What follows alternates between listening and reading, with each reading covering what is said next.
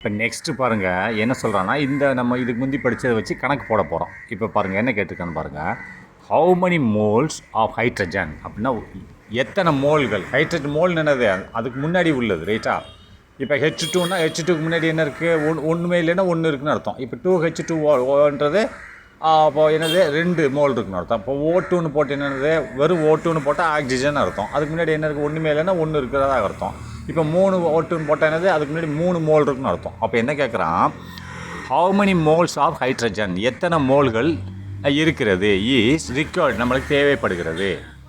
இது ஹைட்ரஜன் மோல்கள் எத்தனை தேவைப்படுகிறது அப்படிங்கிறான். அப்போ எதுக்கு தேவைப்படுகிறது என்ன அப்படின்னு சொல்லலாம், இனிமேல் சொல்ல போகிறோம் பாருங்கள்.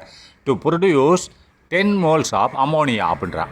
அப்படின்னா டு ப்ரொடியூஸ்னால் உண்டாக்குவதற்கு, எதை உண்டாக்குவதற்கு 10 மோல்ஸ் ஆஃப் அமோனியா. அப்போ 10 மோல்களை கொண்ட ஒரு அமோனியாவை உண்டாக்குவதற்கு எத்தனை மோல்களை கொண்ட ஹைட்ரஜன் தேவைப்படுகிறது என்று சொல்கிறான், கேட்குறான்.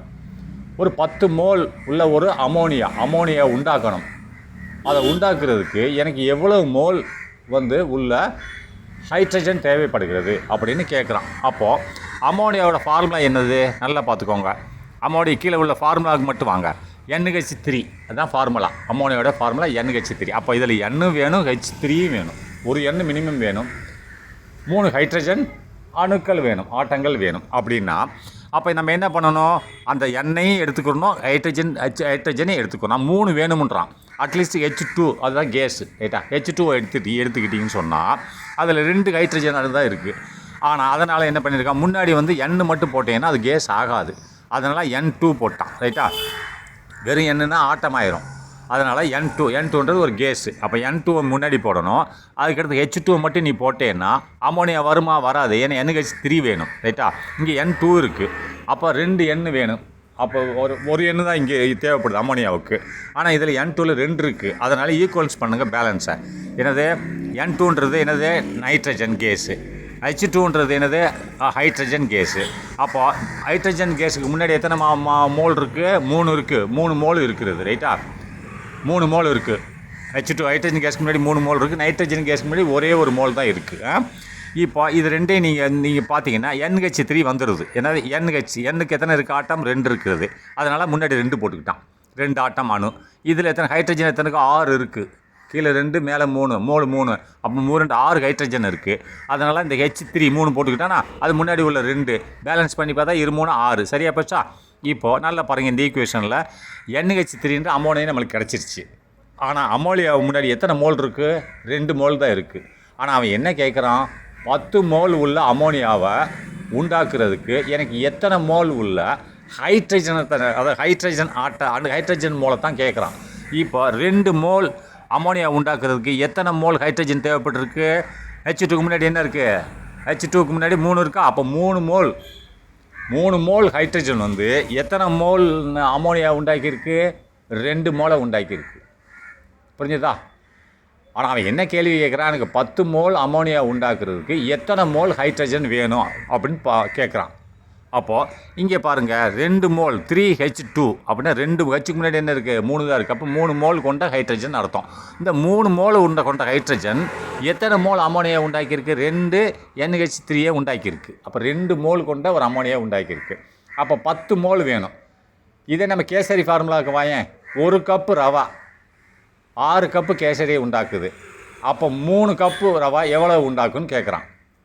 அப்போ ரியாக்டன்ட் என்னது, ரவா தானே ரியாக்டன்ட்டு. ரியாக்டன்ட் வினை புரியும் பொருள். அதில் வினையில் வந்த பொருள் என்னது, கேசரி.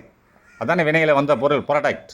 அப்போ இங்கே அவன் கேள்வி என்ன கேட்டான்னா, ரியாக்டன்ட் எவ்வளோ வேணும் அப்படின்னு கேட்டான்னு சொன்னால் ரியாக்டன்ட்டை மேலே போட்டுக்கணும். அப்போ ரியாக்டன்ட் என்னது, 1 cup rava 1/6 cup kesari. 1 cup கேசரிக்கு இவ்வளோ வருது 6. அப்போது மேலே என்ன பண்ண, ரியாக்டன்ட்டை தான் போடணும். கேள்வி என்ன கேட்டிருக்கான், ரியாக்டன்ட் தான் கேட்டிருக்கான். 1 கப்பு கேசரிக்கு 1 கப்பு ரவாக்கு 6 கப்பு கேசரி வருதுன்னு சொல்கிறான். ஆனால் என்ன கேட்குறான் கேள்வி, எனக்கு 3 கப்பு ரவாவுக்கு எவ்வளோ வரும்னு கேட்குறான். கேள்வி என்னது, ரியாக்டன்ட் எவ்வளோ, 3 கப்புன்ற ரியாக்டன்ட்டு, 3 கப்பு ரவா ரியாக்டன்ட்டை பற்றி சொல்லு அப்படின்றான். அப்படின்னா 1/6 கப்பு கேசரி இன்ட்டு 3.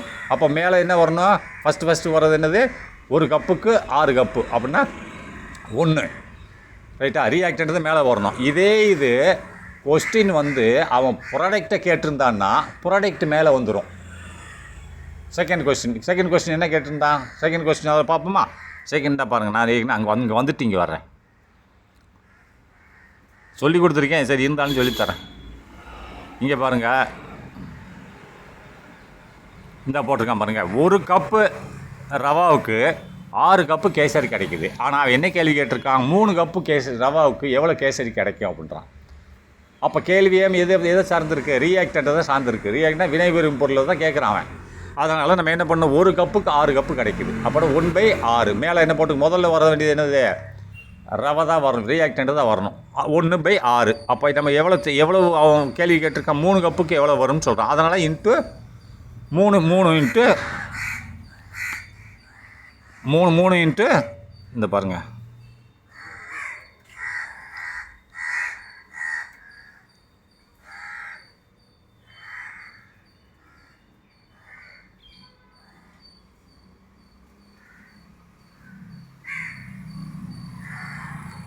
இந்த பார்த்துக்கோங்க, 3 வருதா? 3 வந்து மல்டிப்ளை பண்ணிக்கிட்டான், சரியா? அதனால் 3 கட் பண்ணி போக 1/2 கப்பு வருது. ரெண்டாவது ஈக்குவேஷனில் பாருங்கள் என்ன கேட்குறான்னா, அதாவது alternatively we can calculate the amount of kesari obtained from 3 cups. அப்போ 3 கப்பில் வந்து 3 கப் ரவாவில் வந்து எனக்கு எவ்வளவு வந்து கேசரி வரும் அப்படின்னு கேட்குறான். இப்போ கேள்வி எதை கேட்குது? ப்ராடக்டை கேட்குறான். கேசரின்ட்டு என்னது? ப்ராடக்ட். 3 கப்பு ரவாவில் எவ்வளோ கப்பு கேசரி வரும்? கேள்வி எதை கேட்குறான்? கேசரியே கேட்குறான். அப்படின்னு வரும்போது என்ன கேள்வி அவன் கேட்குறானோ, கேசரி கேட்குறான்னா அப்போ மேலே கேசரி வரணும். அப்போ 6 கப்பு கேசரிக்கு 1 கப்பு ரவா. 6 எந்த கேள்வி கேட்குறான்னு பார்த்துக்கணும். ரியாக்டன்ட் கேட்டால் ரியாக்டன்ட் மேலே வந்துடணும், ப்ராடக்ட்டை கேட்டால் ப்ராடக்ட் மேலே வந்துடும். அங்கே முதல்ல ரியாக்டன்ட்டை கேட்டான், 3 கப்புக்கு ரவைக்கு எவ்வளோ வரும்னு கேட்டான். அப்போ நம்ம என்ன பண்ணால் 1 கப்பு ரவாவுக்கு 1/, கேசரி போட்டோம், இன்ட்டு 3 கப்பு எவ்வளோ கேட்டிருக்கான் கேள்வி, 3 போட்டோம். அது ரியாக்டன்ட் கேள்வி. இங்கே என்ன கேட்குறான்னு பாருங்கள், 3 கப்பு ரவாவுக்கு எவ்வளோ கப்பு கேசரி வரும் அப்படிங்கிறான். கேசரி தான் கேள்வியாக வைக்கிறான். அப்படின்னா நம்ம என்ன பண்ணோம், கேசரி தான் முதல்ல போடணும். அப்போ 6 கப்பு கேசரிக்கு டிவைடட் பை 1 கப்பு ரவா. அப்போ எவ்வளோ கேட்குறான்? 3 கப்புன்னு கேட்குறான்னா அப்போ 3க்கு எவ்வளோ வரும்னு கேட்குறான்னா 3 வேணுமுன்றான் அவன், ரைட்டா? 3 கேசரி இன்ட்டு 3. இதே ஃபார்முலாவை அங்கே அடாப்ட் பண்ண போகிறோம் வாங்க. இப்போ என்ன கேட்டிருக்கான் இவன்? இதில் என்ன வந்திருக்கு? 3 ஹைட்ரஜன் மோல் வந்து 2 அமோனியன் மோலை கொடுக்குது. ஆனால் நல்லா பார்த்துக்கோங்க, 3 ஹைட்ரஜன் மோல் 2 அமோனியம் மோலை கொடுக்குது. அங்கே என்ன பண்ணால் 1 கப்பு ரவை 6 கப்பு கேசரி கொடுக்குது, ஃபஸ்ட்டு ஃபார்முலா. அதேமாரி இப்போ 3 ஹைட்ரஜன் மோல் எதை கொடுக்குது?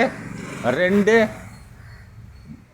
அமோனியம் மோலை கொடுக்குது. அப்படின்னா 10 அமோனியம் மோல் வேணும்னு கேட்குறான். அப்போ என்ன பண்ணணும்?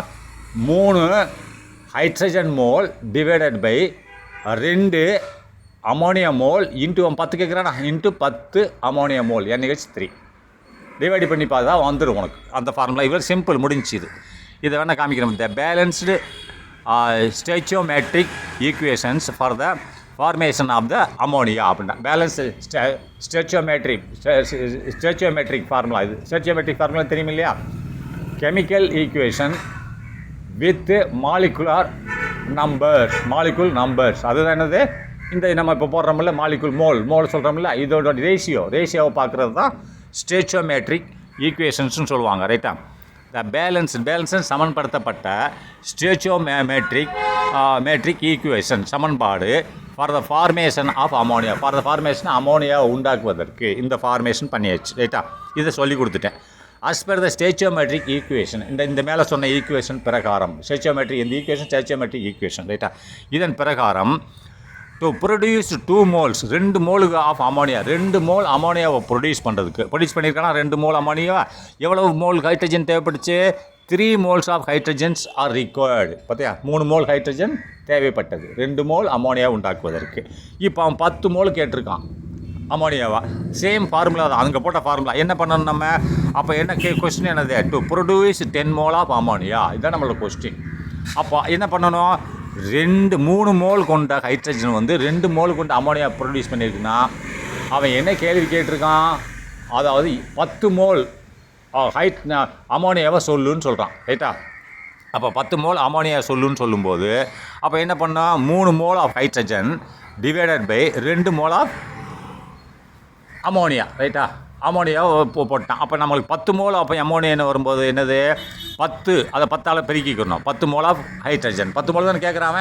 10 மோலுக்கு எவ்வளோ வரும் அப்படின்னா 2 மோலுக்கு அமோனியாவுக்கு 3 மோல் அமோனியா, 2 மோல் அமோனியாவுக்கு 3 மோல் ஹைட்ரஜன் வந்து தேவைப்பட்டிருக்கு அந்த ஈக்குவேஷன் பிரகாரம். ஆனால் அவன் 10 கேட்குறதுனால அதை இன்ட்டு 10 மோல் ஆஃப் அமோனியா பொட்டாசியம்னா ரெண்டையும் நீ டிவைட் பண்ணி பார்த்தேன்னா இந்த மோல் அமோனியா கட் ஆயிரும். அப்போ 10 divided by 2 5 5 3 15 mole of hydrogen நம்மளுக்கு தேவைப்படுகிறது. போதுமா?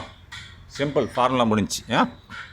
அப்போ next calculate the amount of water produced by the combustion of 32 gram of methane. அப்படின்னா ஒரு மீத்தேன் CH4 தான் மீத்தேன், ரைட்டா?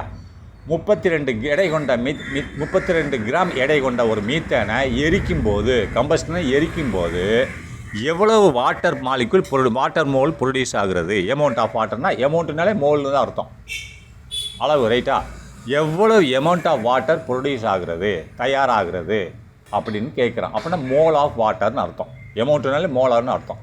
எவ்வளவு கிராம் சொல்கிறான்? Methane 32 gram of methane. இப்போ மீத்தேனோட ஃபார்முலா என்னது? CH4. அதுக்குள்ளே எவ்வளவு இருக்குது கிராம் எடை இருக்குதுன்னு பார்த்தா C எவ்வளவு? 12. H எவ்வளவு? 1. அட்டாமிக் மாஸ் நம்பர் எவ்வளவு? Cக்கு 12. அப்போது ஒரு 12 இருக்குது. அதுக்கு முன்னாடி தான் இருக்கா? 1 இல்லை, வெறும் ஒரு C தான் இருக்குது, கார்பன் 1. அதுக்கடுத்து ப்ளஸ்ஸு. ஹைட்ரஜன் எவ்வளவு? 1.008 கிராம். அப்படின்னு அட்டாமிக் மாஸ் நம்பர் இது, ரைட்டா? அதை கிராம் போட்டுக்கலாம். அப்போது இன்ட்டு 4, 4 ஹைட்ரஜன் இருக்குல்ல, இன்ட்டு 4. அப்போ 1 × 4 = 4, 4 இருக்கிறது, ரைட்டா? அப்போ C 12, 4 × 12 16 ஆச்சா? அப்போ இதனோட மாஸ் எவ்வளவு? CH4ஓட மாசு 16 கிராம். ஒரு CH4ஓட மாசு. அவன் எவ்வளோ என்ன கேட்குறான் கேள்வியில்? 32 கிராம் கேட்குறான். ஒரு CH4 32 கிராம் 16 கிராம் எடை கொண்டது.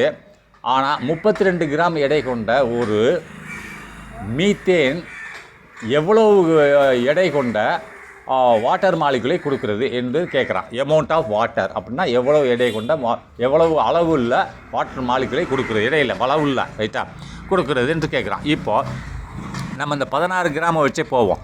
இப்போ CH4 அப்படின்னா CH4க்குள்ளே என்ன இருக்குது? வெறும் 16 கிராம் தான் இருக்குது. ஆனால் அவன் 32 கேட்டிருக்கான். 32 கிராமில் எவ்வளோ தண்ணி வெளியில் வருது எமௌண்ட் ஆஃப் வாட்டர் அப்படின்னா H2O, ரைட்டா?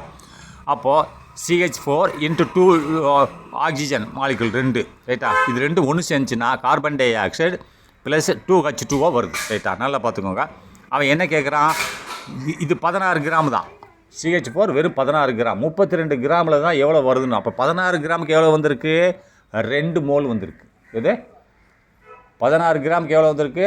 2H2O வந்திருக்கிறது. அப்போ 2 மோல் ஆஃப் வாட்டர் எமௌண்ட் வந்திருக்கு. அப்போ 32க்கு எவ்வளோ வரும் அப்படின்னு பார்ப்போம். இப்போ 16 இதுங்க பாருங்கள், CH4 பிரிச்சிருக்கான் பாருங்கள், கீழே வந்து பாருங்கள். CH4 எப்படி அவன் மோலை கவுண்ட் பண்ணியிருக்கான் பார்த்தீங்கன்னா, எடைய C எவ்வளவு? 12, H எவ்வளவு? 1. அப்போ 4 × H எவ்வளோ வச்சு? 4 + 12 16 கிராம் பெர் மோல், ரைட்டா? கண்டுபிடிச்சிட்டான். இப்போது வாட்டர் மாலிகுலோட எடை என்னது? H எவ்வளவு? H வந்து 1. அப்போ 2 × 1. ஆக்சிஜன் எவ்வளவு? ஆக்சிஜன் வந்து 16. அதனோட அட்டாமிக் மாஸ் நம்பர் என்னது? 16. அப்போ 1 × 16 16. அப்போ இது 2 18 ஆச்சா? 2ஐயும் கூட்டியாச்சுன்னா அப்போ வாட்டர் மாலிகுலோட கிராம் எவ்வளவு? 18 கிராம் பெர் மோல். ஒரு மோலுக்கு 18 கிராம் வெயிட் இருக்கிறது. ஆனால் அவன் என்ன கேட்டிருக்கான் கேள்வி? இப்போ 16 கிராம் தான் இருக்கிறது மீத்தேன். 16 கிராமுக்கு எவ்வளோ? 18 கிராம்.